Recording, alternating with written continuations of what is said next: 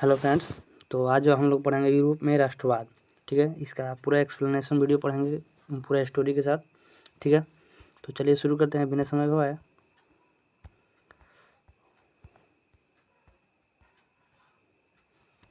तो चलिए शुरू करते हैं।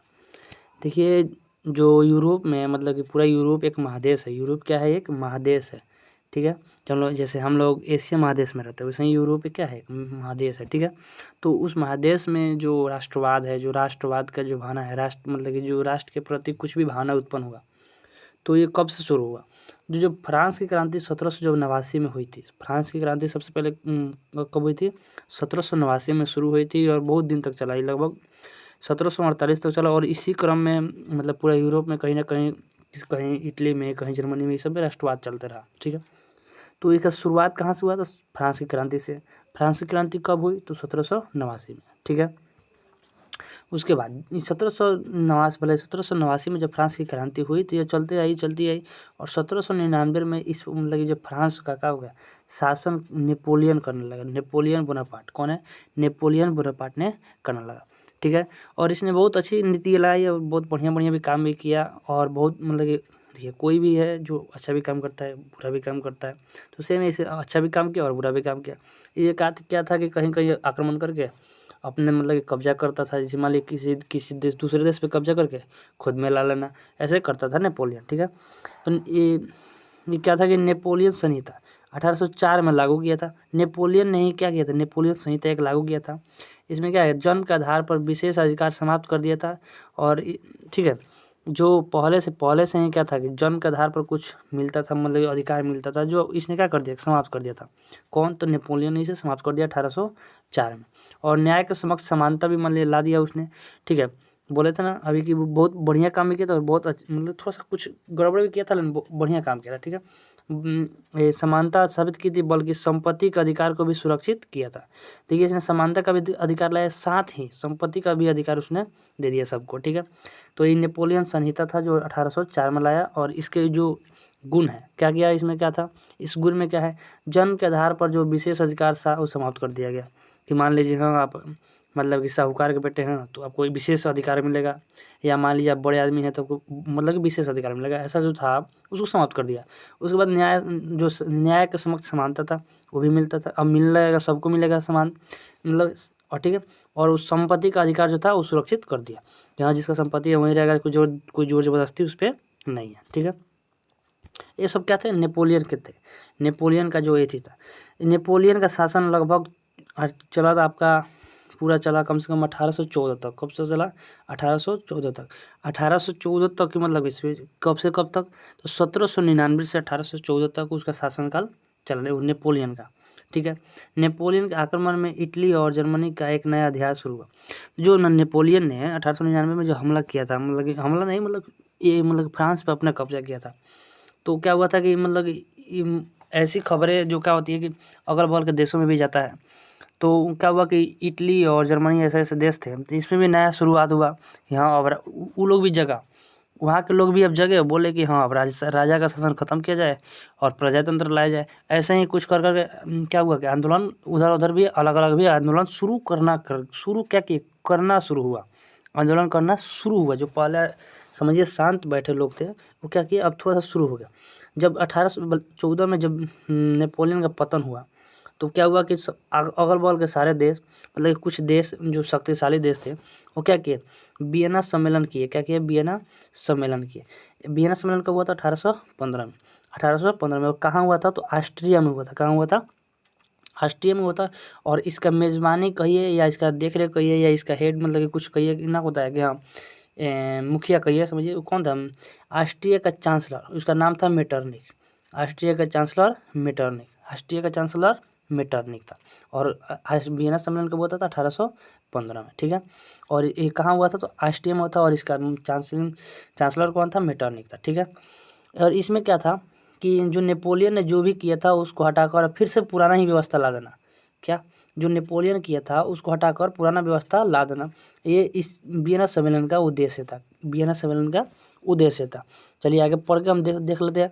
ठीक है, मेटरनिक काल का शुरुआत नेपोलियन युग के समाप्त कर हुई वियना सम्मेलन के साथ। ठीक है। अभी बोले ना जो ये वो मेटरनिक है, इस मेटरनिक युग का शुरुआत हुआ कब, जब मतलब कि मेटरनिक युग का शुरुआत कब हुआ, नेपोलियन का युग ख़त्म करके, यानी नेपोलियन ने जो कुछ लागू किए थे, कुछ किया था, उसको ख़त्म करके उसको क्या करना था, नया लागू करना था। ठीक है। और ये उसके बाद जब इस हो गया तो यहाँ पे जो जितने भी नेपोलियन के जीते हुए या मतलब कि जहाँ भी इसका कब्जा था उसको अलग अलग मतलब बांट कर, यहाँ पे जो इस सम्मेलन में ही अलग अलग डिसाइड किया गया कि हाँ यहाँ ये होगा, यहाँ ये होगा, ये सब जो डिसाइड किया गया उसी के हिसाब से सिल्सी और नेपल्स, सिसिली और नेपल्स जो फ्रांस में है, फ्रांस यानी समझिए फ्रांस के जो प्रदेश हैं उस पर ब्रूबो वंश के शासन को ब्रूबो वंश को दे दिया गया। किसको दिया गया, ब्रूबो वंश को सौंपा गया। उसके बाद रोम के आसपास का राज्य को सौंप दिया गया, किसको, पोप वंश को सौंपा गया। और रोम जो है इटली का क्या है, राजधानी है। इटली क्या है, इटली का एक मान लीजिए देश है और उसका राजधानी क्या है, रोम। ठीक है। उसके बाद पर्मा, मोडेना और टस्कनी पर हैब्सबर्ग राजवंश का शासन हुआ। क्या हुआ, हैब्सबर्ग का शासन हुआ किस पे, परमा, मोडेना, टस्कनी। ठीक है। ये मतलब कुछ बड़े बड़े शहर हैं और इस सब का क्या हुआ, इस पे क्या हुआ, हैब्सबर्ग का शासन हुआ। ठीक है। जर्मनी जो था, उस बगल में जर्मनी देश था, उस पे दूसरे वंश का शासन हुआ, लेकिन उसका क्या था, अप्रत्यक्ष रूप से वो क्या था, ऑस्ट्रिया का शासन था। क्या था, ऑस्ट्रिया का शासन। यानी मान लीजिए किसी को हम भेज दिए, किसी को भेज दिए, हाँ तुम यहाँ शासन करो लेकिन मेरे हिसाब से शासन करो, तो यहाँ पे शासन कोई और कर रहा था लेकिन ऑस्ट्रिया के हिसाब से हो रहा था। ठीक है। चलिए आगे बढ़ते। जो वियना सम्मेलन था उसके तहत फ्रांस का राजा लुई 18वां बना। कौन बना, लुई 18वां। और कहाँ था लुई 18वां, तो ये ब्रूबो वंश का शासन था। क्या था, ब्रूबो वंश का शासन लुई 18वां बना। इसने यह संवैधानिक घोषणा पत्र जारी की 1848 तक चला। जो लुई 16वां जब ये बना, क्या बना, 1815 में जब ये राजा बना तो इसने एक संवैधानिक घोषणा पत्र मतलब जारी किया। इसमें नियम कानून सब थे। वो जब जारी किया तो 1848 तक चला। कब तक चला, 1848 तक।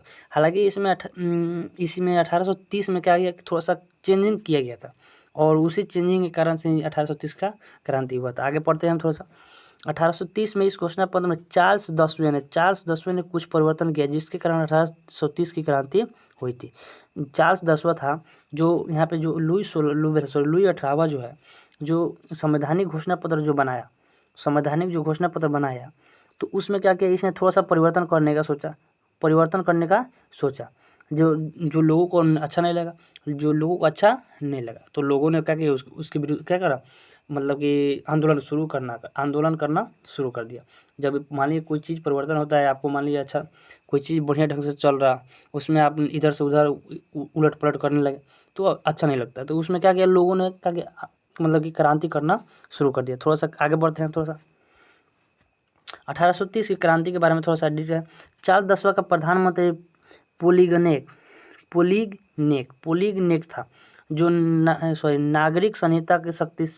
नागरिक संहिता को शक्तिशाली अभिजात वर्ग में बदलने की कोशिश की। जो चार्ल्स 10वां था, इसका प्रधानमंत्री कौन था, पोलिगनेक जो था वो क्या कर रहा था, नागरिक संहिता को शक्तिशाली अभिजात वर्ग में बदलने की कोशिश कर रहा था। जब नागरिक संहिता था उसको हटाकर शक्तिशाली अभिजात वर्ग लाना चाहता था, जो यही चीज़ लोगों को अच्छा नहीं लगा। उसके बाद जब लोगों ने क्रांति करना शुरू किया था, फिर 25 जुलाई 1830 को फिर से चार्ल्स 10वां ने 4 अध्यादेश जारी कर दिया। क्या कर दिया, अध्यादेश जारी कर दिया, जो इन लोगों को गला घोटने का काम किया। कोई किसका गला घोटने का था, जो आंदोलनकारी थे उनका गला घोटने का यह काम किया। और इन्हीं सभी कारणों से जो क्या था, फ्रांस में क्या हो गया, गृह युद्ध शुरू हो गया। क्या हो गया, गृह युद्ध शुरू हुआ और 1830 की क्रांति, और इसी को हम लोग क्या कहते हैं, 1830 की क्रांति कहते हैं। ठीक है। अब हम क्वेश्चन आ जाए 1830 की क्रांति किसे कहते हैं, तो इस सेम जैसे हम बोल रहे हैं ऐसे ही एक्सप्लेन करके आप लोग लिख सकते हैं कि हम चार्ल्स 10वां का प्रधानमंत्री पोलिगनेक ने नागरिक संहिता को हटाकर शक्तिशाली अभिजात वर्ग में बदलने की कोशिश की, जिसके द्वारा आंदोलनकारी थोड़ा सा भड़क गए और आंदोलन करने लगे। और उसी बीच 25 जुलाई 1830 को चार्ल्स के द्वारा 4 अध्यादेश पारित की गई, जो आंदोलनकारियों का गला घोटने का काम किया और ये गलाघोट ने जो काम किया इससे आंदोलन और भड़क गया और तेज हुआ और इसी के बीच गृह युद्ध शुरू हो गया और गृह युद्ध जो शुरू हुआ तो उसी को हम लोग कहते हैं 1830 की क्रांति। इस तरह आप लोग क्वेश्चन के आंसर लिख सकते हैं। अगर 5 नंबर में आता है तो इससे ज़्यादा थोड़ा सा कुछ ज़्यादा एक्सप्लेन कर दीजिए, ऊपर जो हम टॉपिक बताए हैं उसमें से कुछ लिख सकते हैं आप, ठीक है। चलिए आगे बढ़ते हैं। उसके बाद जब 1830 की क्रांति शुरू हुई तो बीच में सब बढ़िया चल रहा था और 1848 में क्या हुआ, एक क्रांति आई। 1848 का जो क्रांति आया वो 40 से ही लगभग शुरू होने लगा था, ठीक है। तो देखिए यहाँ पे लुई फिलिप एक उदारवादी शासक था। कौन था? Louis Philippe. यहाँ पे कौन था? लुई फिलिप, जिसने 1840 को गीजो को प्रधानमंत्री नियुक्त किया। लुई फिलिप जो है गीजो को क्या किया? प्रधानमंत्री नियुक्त किया, ठीक है। और जब ये गीजो बना प्रधानमंत्री तो ये समझिए अयोग्य शासक था, इसमें योग्यता उतने नहीं थी, जिसके कारण ये जो गीजो था यह क्या करता था, मतलब कि पूंजीपति वर्ग को, जो मतलब धनिक मनिक आदमी था उसको अपने साथ रखना पसंद करता था, बाकी लोगों को छोड़ता। और जो धनिक मनिक थे उनकी जनसंख्या हमेशा कम थी और उसी के वजह से मतलब कि अल्पसंख्यक के साथ रहता था, बाकी लोग मतलब कि इनसे दूर होते गए। इनका ना विदेश नीति सही भी नहीं था, जिसके कारण यहाँ पे क्या आ गई, भूखमरी आ गई और बेरोजगारी आ गई। भूखमरी और बेरोजगारी आई, जिसके कारण 22 फरवरी 1848 को पेरिस में एक भोज आयोजित की गई और जगह जगह अवरोध विरोध प्रदर्शन किए जाने लगा, ठीक है। 22 फरवरी को एक भोज भी आयोजित किया गया। जो भूखमरी थे उन सबको क्या, भूखमरी मतलब भूख से लोग मरते थे, तो उसमें क्या भोज आयोजित किया गया जिसमें बहुत सारे लोग आए, उन्हीं की मदद से बहुत जगह अवरोध किया गया, बहुत जगह विरोध मतलब कि समझिए विरोध प्रदर्शन किया गया।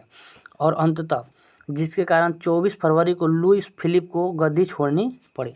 और 24 फरवरी और यहाँ पर डेट मिस किया जाए 1848 को, 24 फरवरी 1848 को क्या हुआ था, लुई फिलिप को गद्दी छोड़नी पड़ी। और यहाँ पे 1800 मतलब कि समझिए फ्रांस का टोटल लगभग मतलब कि समझिए कि क्रांति खत्म हुई और फ्रांस में पुरातात्विक व्यवस्था का खत्म हुआ। पुरातात्विक मतलब समझिए क्या था कि पहले जो पुराना व्यवस्था था, जो बहुत पुराना व्यवस्था था कि हाँ राजा का बेटा राजा बने, ये वो बने, वैसे व्यवस्था का यहाँ पे खत्म हुआ। बीच में नेपोलियन जब आया था तो ये हटा था, बीच में क्या हुआ था, हटा था। लेकिन जब मेटरनिक का जो आया, मेटरनिक युग आया तो उसमें क्या फिर से लागू हो गया। और जब लागू हुआ तो फिर से धीरे धीरे लोग सहन करते एक बैग उत्पन्न हुए 1830 में और 1848 में फिर से आंदोलन किए और फिर से यहाँ पे क्या हो गया, पुरातात्विक व्यवस्था का खत्म हो गया, ठीक है। अब आइए थोड़ा सा देखते हैं इटली का एकीकरण। क्या है? इटली का एकीकरण।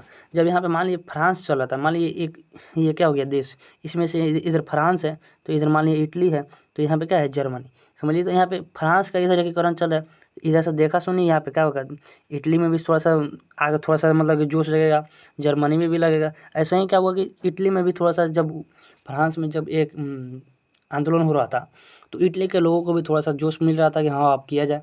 तो समझ देखिए, जब नेपोलियन 1799 में जब मतलब आया था तो उस समय इटली को 3 प्रमुख भागों में मतलब नेपोलियन के ही अधीन था ये इटली, ठीक है। तो उस समय 3 प्रमुख गणराज थे, देखिए, जिसमें सीसपाइन था और लिगुलियन था, उसके बाद ट्रांसपेडेन। नेपोलियन के समय 3 गणराज थे, ठीक है। और जब वियना सम्मेलन हुआ तो उसके बाद इसको क्या कर दिया गया, 2 भागों में बना दिया गया, ठीक है। और 2 भागों में कौन था, पिडमाउंट और सार्डिनिया और एक था रोम। इसी में याद दिया नहीं है, लेकिन विशेष रूप से मतलब कि 2 ही में होता है, लेकिन यहाँ पे क्या है, एक रोम है, रोम। और रोम था इटली का राजधानी, रोम क्या था, इटली का राजधानी। चलिए आगे बढ़ते हैं। एक गुप्त दल जब मान लीजिए यहाँ पे थोड़ा सा जब फ्रांस में आंदोलन हो रहे थे तो इसमें भी क्या हुआ था, आंदोलन शुरू हुआ था, तो उसी में एक गुप्त दल बनाया गया था। क्या बनाया गया था? गुप्त दल बनाया गया था और उसका नाम क्या था, कार्बोनरी था। क्या था? कार्बोनरी। और इसके मुख्य थे मेजनी। कौन थे? मेजनी। और ये क्वेश्चन बारंबार बहुत बार पूछा चुका है, कम से कम 10-12 बार पूछ दिया होगा कि मेजनी का संबंध किस दल से है। तो क्या होगा, कार्बोनरी। क्या होगा, कार्बोनरी।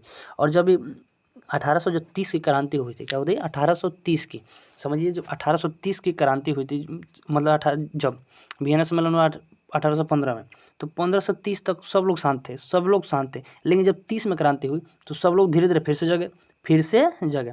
तो वहाँ पे तो क्रांति हुई, लेकिन इटली में भी मेजनी ने थोड़ा सा क्रांति शुरू करा दिया।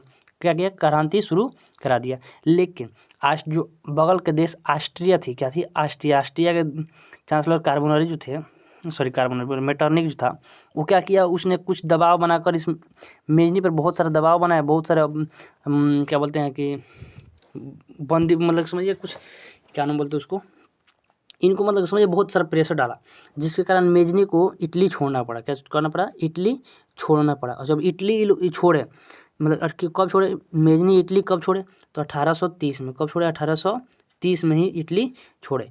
और जब विदेश गए तो 1831 में वहाँ से यंग इटली का स्थापना कराया। क्या किया या कराया? स्थापना मतलब वहीं कराया, मतलब उन्हीं के नाम पर है। क्या है? 1831 में यंग इटली की स्थापना मेजनी ने की। ठीक है। और 1834 में क्या हुआ? यंग यूरोप की स्थापना की। यंग यूरोप में उन सब की मदद की जाती थी जो मतलब अपने राष्ट्र को गणतंत्र बनाना चाहते थे। गणतंत्र यानी जिसमें मान लिया हम लोग का भारत एक गणतंत्र राज्य है, जिसमें चुनाव होता है और जनता की मतलब पूरी भागीदारी होती है। ठीक, सेम वैसा ही उसी के लिए मतलब 1834 में यंग यूरोप की स्थापना की। और ये दोनों वेरी इंपॉर्टेंट क्वेश्चन है, बार बार पूछते हैं कि यंग इटली की स्थापना कब हुई? तो 1831 में। किसने कराई थी? मेजनी ने। फिर यंग यूरोप की स्थापना किसने कराई? मेजनी ने। कब? 1834 में। ठीक है, यहाँ उसके नीचे देखे पढ़ते हैं। मेजनी को 1830 में ऑस्ट्रिया के चांसलर मेटरनिक की वजह से इटली से पलायन करना पड़ा। और फिर 1848 की क्रांति जब पूरे यूरोप में फैली तो मेटरनिक को भी ऑस्ट्रिया छोड़ना पड़ा। तब इटली में मेजनी दोबारा लौटे। यहाँ तक हम आपको बता चुके थे कि क्या बोलते हैं उसको, मेटरनिक की वजह से क्या हुआ? मेटरनिक की वजह से मेजनी को क्या करना पड़ा था? इटली छोड़ना पड़ा था। कब? 1830 में। 30 में उनको क्या करना था? इटली छोड़ना पड़ा। और 31 में क्या किए? यंग इटली का स्थापना किए। फिर 34 में यंग यूरोप का स्थापना किए और विदेश थे। लेकिन जब 1848 में फ्रांस में जब क्रांति हुई तो वो क्रांति थोड़ी सी ज़्यादा थी। क्या थी? ज़्यादा प्रभावशाली थी। और उसका प्रभाव अगर बढ़कर पूरे राज्यों में ज़्यादा फैल रहा था। ठीक है, तो जब ये फैला तो वहाँ से क्या हुआ कि ऑस्ट्रिया के चांसलर जो थे मेटरनिक, इसको भी जो वहाँ से ऑस्ट्रिया छोड़ना पड़ा। क्या? ऑस्ट्रिया छोड़ना पड़ा। तो जैसे ही मेटरनिक जो मेजनी जो गया था, मेटरनिक की वजह से गया था। जब मेजनी मतलब मेटरनिक हट गया तो मेजनी फिर पुनः आ गया। क्या आ गया? फिर से वापस आ गया। और मेटरनिक मतलब मेजनी दोबारा वापस लौट गया, इटली लौटा। ठीक है, अब देखिए मेजनी इटली एकीकरण चाहते थे। मेजनी जो था इटली का एकीकरण चाहता था, मतलब कि जो इटली जो मान ली इटली है, इधर राज्य अलग बटा है, इधर राज्य अलग है, छोटा राज्य अलग है, ऐसे राज्य में बटा था। उस सबको एक कर दिया जाए। क्या कर दिया जाए? एक कर दिया जाए और एक केंद्र बना दिया जाए, ऐसे चाहते थे मेजनी। लेकिन यहाँ पे क्या था?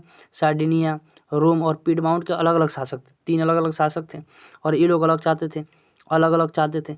तो अभी क्या हुआ कि सार्डिनिया पर क्या किया? सार्डिनिया पर ऑस्ट्रिया ने हमला कर दिया। क्या किया? हमला कर दिया और सार्डिनिया के राजा को पराजित कर दिया।